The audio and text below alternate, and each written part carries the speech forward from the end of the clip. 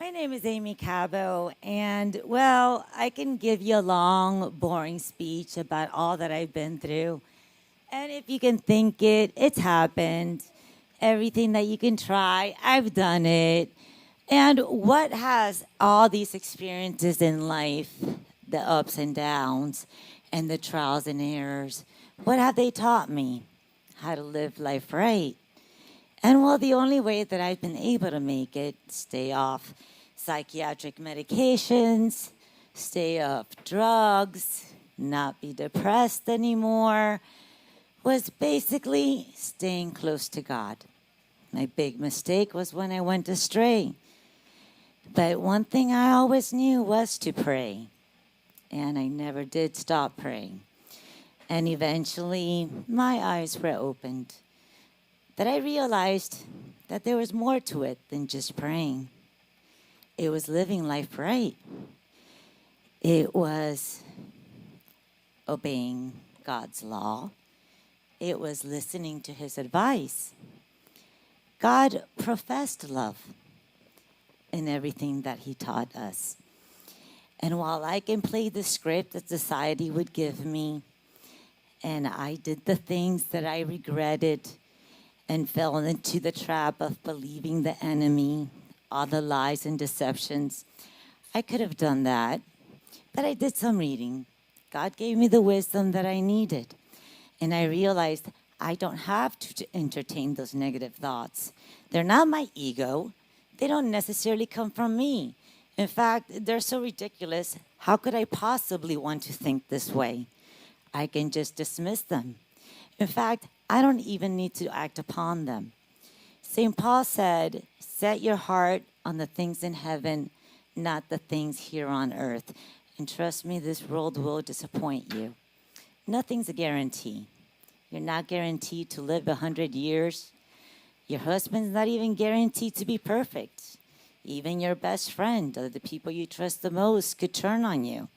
And when you see that you have nothing left and you have only God to turn to, he's the only one that will not let you down.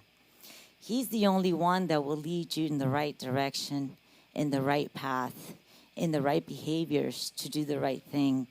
See, life has this funny way of doing things. The enemy, he never quits. He's always at it. I like to tell people, don't go with your first thought. The first thought that comes to mind is going to be the temptation. If it is your intellect and you are thinking the right thing, then the temptation has no effect. If it comes afterwards, it's a bad idea. So the first thought, sometimes we say, oh, why did I say that? Well, learn to think twice. If you would have given an extra thought, don't act upon it. You know, the enemy can even make you feel good about something that's bad, and he can make you give you emotions that are unwarranted. And the same way you can dismiss negative thoughts, you can dismiss negative feelings. And you can just set your heart on what's right, on love, on unconditional love. Now that it's Valentine's, but unconditional love does not mean condoning immorality. Unconditional love is exactly what God said. Be kind to those who anger you. Have compassion for those who disappoint you.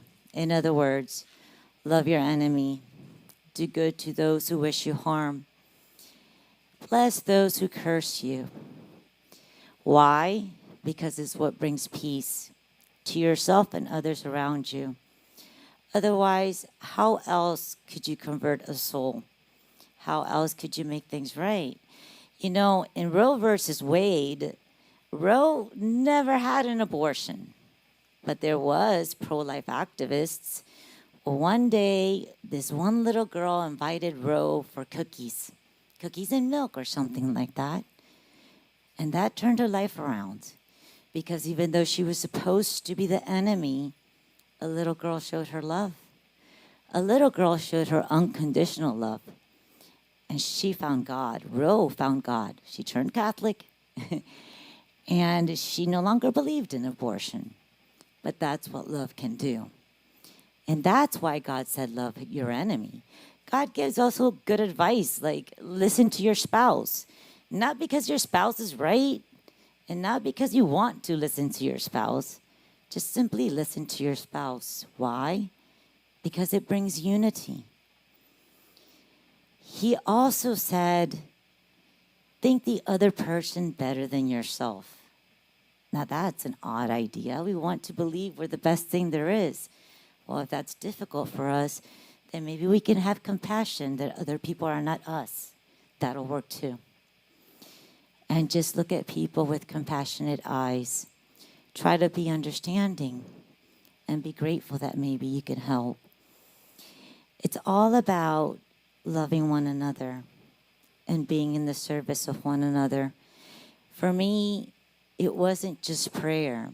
I learned that when I started to behave better, when instead of complaining, I would come up with solutions. When instead of, saying something that's not helpful, I'd only say things that were encouraging and things that were productive. Then my arthritic pain, my fibromyalgia, those symptoms started to go away. And I was wondering why I saw those pictures. God will restore your health. Oh, what do they mean by that? Did it say it in the Bible? God will give you everything the enemy has stolen. I just recently discovered everything is about good and evil. Everything bad that happens to you comes from evil. Blame it on the enemy. Everything that's good comes from God. It's as simple as that. There's no in between.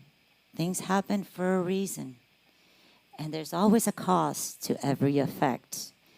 Believe it or not, we are the authors of our own misery. And we can turn our lives around because if we only knew how much God loved us. Think about it. God did not need us. He was perfectly happy in heaven, being omnipotent, having everything he needed.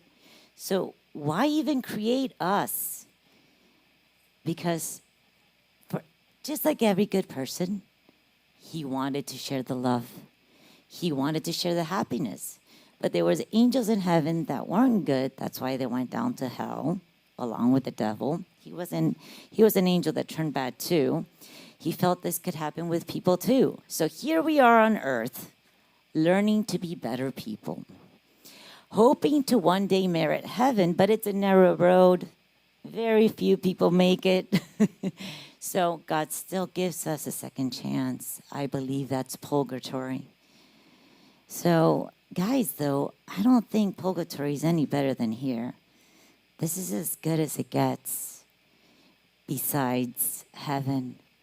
So make the best out of it. Make every day count. Give your best in everything you do because you know you're doing it for Christ. Don't give it 100%. Give it 110%. If you think you're doing good, you can do even better. You can surprise yourself. And when you get close to God, you'd be surprised how clever you are or how done you've been. It's incredible how the further we go away from God, the more bad ideas seem like a good idea. And we don't realize it until sometimes we hit rock bottom. But here's where we get to do it right, guys. So let's make it count. God loved us enough to give up his only son to be crucified. Did he get angry? He was omnipotent. He could have destroyed everyone. Did he get angry? It was the biggest act of humility and unconditional love. Instead, he prayed for them. Yeah, we so easily get angry. We so easily give up on relationships. Is that what we do at the gym? Do we give up when it gets a little tough? Or do we try even harder? And that's how we have to take life. We will be hit with hard times. We will suffer. God promised that. That's the only guarantee we have, is that we will suffer. But there will also be good times. And we just have to keep pushing through. And we have to keep trying. It's like a gym of life that, hey, we can make it, because as long as you have God, absolutely anything's possible. He believes in us, and He's rooting for us. So don't let life knock you down. Don't listen to the lies and deceptions. Don't be fooled by the enemy. We know better. We have Christ in our hearts. We know what's right, and we can make it through. Just keep pushing through, guys.